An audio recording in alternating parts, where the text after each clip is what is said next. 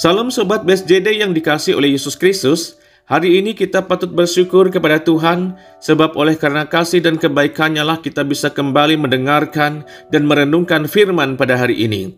Adapun bagian firman yang akan kita renungkan bersama adalah dari kitab Ratapan pasal 3 ayat 32-33 yang berbunyi demikian. Karena walau ia mendatangkan susah, ia juga menyayangi menurut kebesaran kasih setia-Nya. Karena tidak dengan rela hati ia menindas dan merisaukan anak-anak manusia.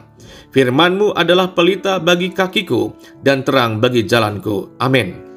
Tema renungan kita pada hari ini adalah menghadapi permasalahan hidup dengan 3T.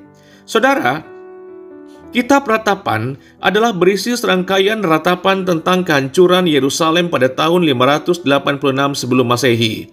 Di sepanjang kitab ini, penulis merinci banyak kerugian yang diderita orang Israel dalam penghancuran kota mereka.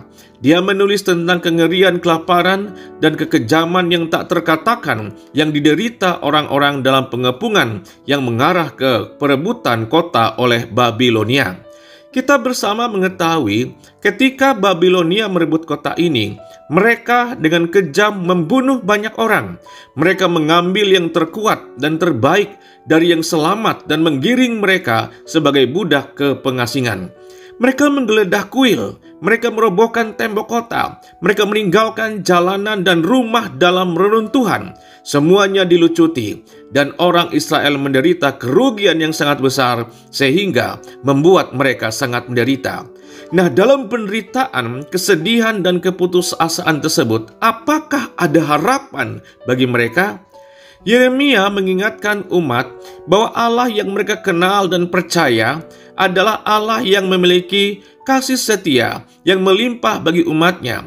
Allah ingin membawa umatnya kembali dari penderitaan dan rasa sakit tersebut kepada pemulihan. Sebab Dia tidak akan menolak umatnya selamanya yang telah memberontak padanya. Dia tetap mengasihi dan menyayangi mereka. Inilah kata penghiburan di tengah ratapan kepedihan, kesedihan atas penderitaan mereka saat itu. Saudara, hidup dalam dunia ini tentunya tidak pernah lepas dari masalah, pergumulan, kesukaran, dan lain sebagainya. Dalam situasi seperti ini, mestinya kita harus percaya kepada Tuhan, sebab tentunya Tuhan selalu punya maksud atas setiap kejadian atau peristiwa yang terjadi dalam hidup kita. Artinya, di sini kita bisa bertanya pada diri kita sendiri, mengapa hal ini terjadi dalam kehidupan saya? Sekarang bagaimana cara kita menjalani permasalahan hidup sekarang ini, saudaraku? Ada 3T yang akan menjadi pembelajaran bagi kita dalam menghadapi permasalahan hidup. Yang pertama adalah Tuhan ingin kita belajar sabar dan percaya padanya. Nah, kita perlu belajar percaya waktu Tuhan. Waktu Tuhan itu selalu yang terbaik. Tuhan tidak pernah cepat, Tuhan tidak pernah terlambat, selalu tepat waktu. Tetapi saya harus memberitahu saudara, kadang-kadang saya menemukan diri saya bertanya kepadanya, Tuhan, tidak bisakah Engkau datang lebih awal sesekali? Saudara, belajarlah untuk mempercayai waktu Tuhan daripada waktu saudara. Adalah baik menanti dengan diam pertolongan Tuhan. Yang kedua, Tuhan ingin kita belajar dalam disiplinnya. Artinya, disiplin Tuhan adalah proses pelatihannya untuk kita. Disiplin selalu datang melalui kesulitan, dan melalui inilah Tuhan memperkuat karakter kita dan mengajar kita untuk percaya kepadanya melalui masa-masa sulit dalam hidup kita. Yang ketiga, Tuhan ingin kita datang berserah kepadanya. Suka tidak suka, setuju atau tidak, sesungguhnya kita hidup di dunia ini penuh dengan beban yang berat. Kita mengalami tekanan kehidupan dari hari ke hari, tidak semakin berkurang, tetapi justru datang menggunung menindih kehidupan kita. Tuhan mengetahui besarnya beban kehidupan kita. Makanya Tuhan Yesus memerintahkan kita untuk datang kepadanya supaya kita menerima kekuatan dan kuasa yang kita perlukan daripadanya.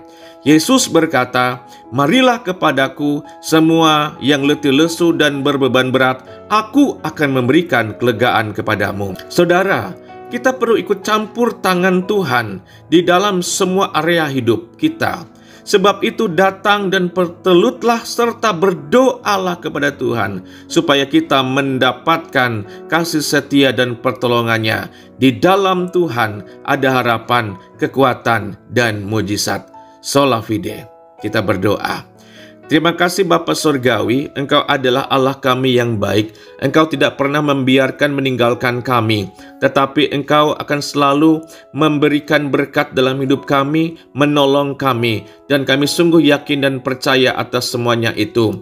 Apabila saat ini ada banyak permasalahan yang terjadi dalam kehidupan kami memohon kasih setiamu Bapa, kami memohon ikut campur tanganmu, sehingga ketika Engkau ada dalam hidup, kami akan tetap kuat, kami akan tetap sabar, kami akan tetap boleh menunggu setiap jawaban-jawaban Tuhan. Terima kasih Bapa Surgawi, dalam nama Yesus kami serahkan kehidupan kami. Haleluya. Amin.